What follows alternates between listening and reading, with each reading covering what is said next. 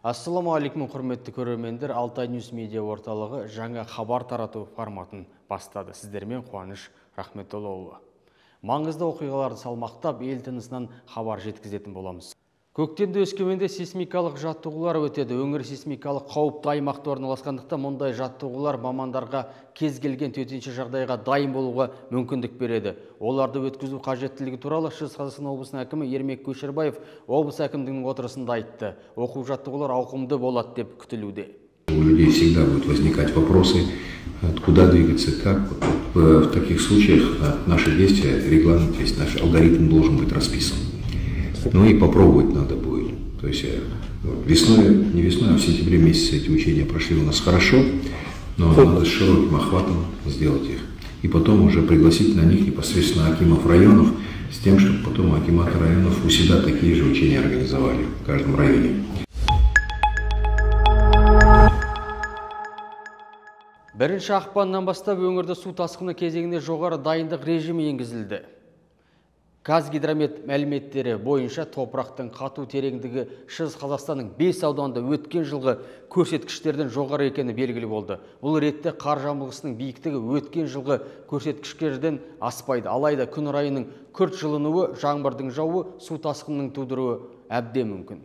Алтай, Самар аудандарында, Риддер қаласында, сондай-ақ Шемонаиха, Күршім және Катонқарағай аудандарында қар жамылғысындағы ылғал қорының көрсеткіштерінің орташа көп жылдық мөлшерден асып кетті. Мамандар Бұқтырма, Күршім, Уба өзендерінде, сондай-ақ Шемонаиха, Глубокий аудандарында және Риддер қаласында профилактикалық жарылыс жұмыстарын жүргізу үшін учаскелерді анықтады. Шығыс Қазақстан облысының төтенше жағдайлар департамент тұрғындарға көктем кезеңге дайындауды ұсынады. Аула аумағын қардан, арықтардан, мұздан тазартып, бұл өз кезеңде еріген қар суын ағызуды қамтамасыз етеді дейді сала мамандары.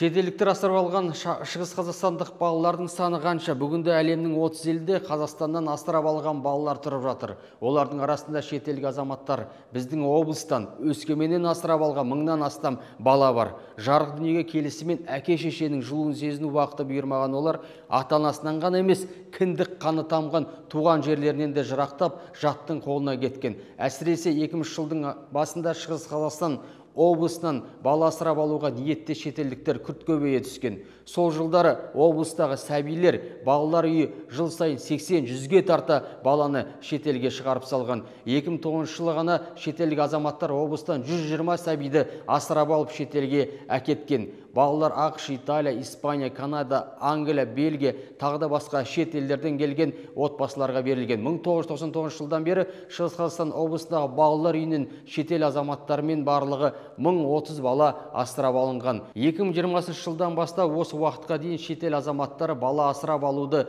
жүзеге асырмаған деп жауап берді